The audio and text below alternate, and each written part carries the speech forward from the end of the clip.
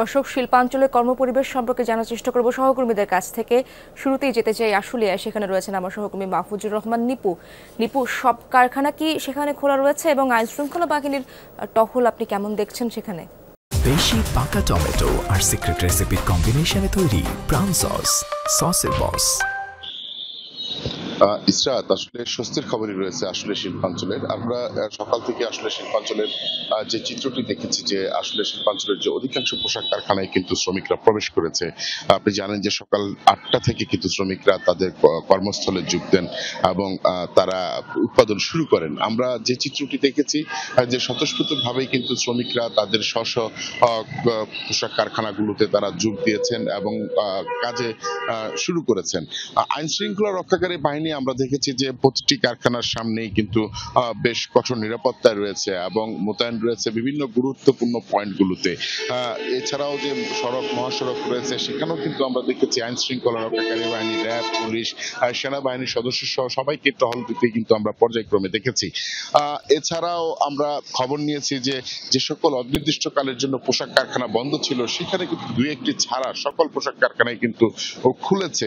এখন পর্যন্ত পরিবেশ কিন্তু একেবারে স্বাভাবিকই আমরা বলতে পারি। তবে বেলা গড়ার সঙ্গে সঙ্গে বলা যাবে আসলে মূলত চিত্রটি এইভাবে থাকে কিনা। আর এর জন্যই কিন্তু সবার দৃষ্টি রয়েছে আসলে শিল্পাঞ্চলের দিকে। আপনাকে দর্শক, আমরা এবার যেতে চাই গাজীপুরে। সেখানে রয়েছেন গাজীপুরে শ্রীপুরে রয়েছেন আমার সহকর্মী হোসাইন আলী বাবু। হোসাইন আলী, শ্রমিকরা কি কারখানায় প্রবেশ করছেন, কি দেখছেন আপনি?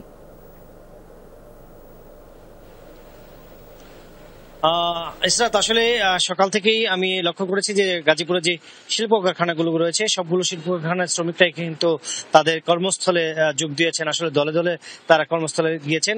ইতিমধ্যে আসলে দেখছি যে আমরা যে আইন শৃঙ্খলা বাহিনী আসলে প্রত্যেকটি শিল্প কারখানার সামনেই অবস্থান করছেন, যে কোনো ধরনের যাতে বিশৃঙ্খলা সৃষ্টি না করতে পারে সেই জন্য কিন্তু আসলে আইন শৃঙ্খলা বাহিনী কিন্তু তারা অবস্থান নিয়েছেন বিভিন্ন শিল্প কারখানার সামনে। এছাড়াও কিন্তু সেনাবাহিনী, র্যাব, ইন্ডাস্ট্রিয়াল পুলিশ এবং থানা পুলিশ কিন্তু আসলে টহল দিচ্ছেন। যে শ্রম মন্ত্রণালয়ের যে নির্দেশনা এসেছে, সেই নির্দেশনা অনুযায়ী আসলে গাজীপুরে যে শিল্প কারখানাগুলো, সবগুলো শিল্প কারখানা খুলে দেওয়া হয়েছে। সেক্ষেত্রে আসলে এখনো পর্যন্ত কোনো খবর পাইনি যে আসলে কোনো শিল্প কারখানার সামনে কোনো শ্রমিকরা তাদের দাবি নিয়ে যে আন্দোলন, সেই আন্দোলনের খবর এখনো পাইনি। সেক্ষেত্রে আসলে যে সিদ্ধান্ত নেওয়া হয়েছে, সেই সিদ্ধান্ত অনুযায়ী যে গাজীপুরের সকল শিল্প কারখানায় আসলে খুলে দেওয়া হয়েছে। এবং মালিকরা বলছেন যে আসলে গত কয়েকদিনে যেসব আন্দোলন করেছেন যারা বিভিন্ন দাবি নিয়ে, কোনো জায়গায় 18 দফা, কোনো জায়গায় 12 দফা, কোনো জায়গায় 16 দফা, বিভিন্ন দফা নিয়ে যেসব তারা আন্দোলন করেছেন, প্রত্যেক তাদের দাবিগুলো মেনে নিয়ে আসলে শিল্প প্রতিষ্ঠানগুলো রয়েছে তারা কিন্তু আসলে তাদের উৎপাদনের দিকে তারা এখন গিয়েছেন। সেক্ষেত্রে আসলে বিগত দিনে তাদের যে লস হয়েছে, সেই লসের আসলে যদি শ্রমিকরা ভালোভাবে তাদের কাজে মনোযোগ দেয় এবং মনোযোগ দিয়ে কাজ করেন, তাহলে তাদের যে উৎপাদনের যে ঘাটতিটা, সেটা অনেকটাই মানে পুষিয়ে নিতে পারবে।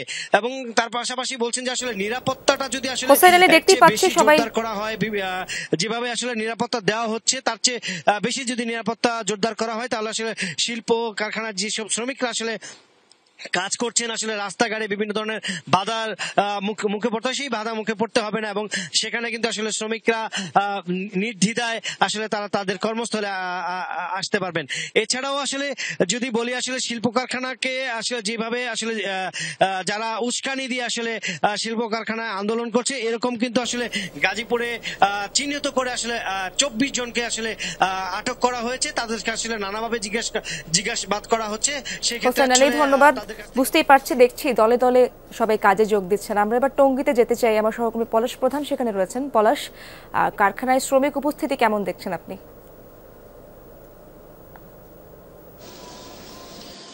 জি, আসলে কয়েকদিন বিভিন্ন বিক্ষোভ এবং তাদের দাবি দাবা নিয়ে আন্দোলন সেটির পর কিন্তু আমরা দেখেছি যে আজকে সকাল থেকে, অর্থাৎ গতকালেও তারা কর্মস্থলে যোগ দিয়েছিল, আজকে কিন্তু সকাল থেকে দেখেছি তাদের একটা উৎসাহ উদ্দীপনা কাজ করেছে। তবে আমি এখন যেখানে রয়েছি সেটি হচ্ছে টঙ্গীর সবচেয়ে বড় শিল্প প্রতিষ্ঠান জাবেরের জোবার গেটে। সেই বিষয়টি যে দেখেছি যে তাদের বিনোদন দেওয়ার জন্য অতিরিক্ত হিসেবে সাউন্ড সিস্টেম করা হয়েছে। এত করে কিছুক্ষণ আগে আগে কিন্তু তাদের কর্মস্থলে গিয়েছিলাম, দেখেছি যে তারা বেশ উৎসাহ উদ্দীপনা নিয়ে কাজ করছে। পাশাপাশি এই শিল্পনগরী টঙ্গীতে আমরা দেখেছি যে প্রশাসনের পক্ষ থেকে দেখেছি সেনাবাহিনী টহলরত রয়েছে, শিল্প পুলিশও রয়েছে। তবে এখন পর্যন্ত তেমন কোথাও কোনো আমরা অপ্রীতিকর ঘটনা বা শ্রমিকদের বিক্ষোভ তেমন কোথাও কোনো সংবাদ পাইনি। আমরা যদি বলি যে সেক্ষেত্রে বলবো যে তাদের বিভিন্ন দাবি দাওয়া নিয়ে বিক্ষোভ চলছিল, সেই বিক্ষোভের কারণে কিন্তু গাজীপুরে 13টি কলকারখানা ছুটি ঘোষণা করা হয়েছে। এর মধ্যে 3টি পোশাক কারখানা স্থায়ীভাবে বন্ধ করে দেওয়া হয়েছে। পলাশ, ধন্যবাদ আপনাকে।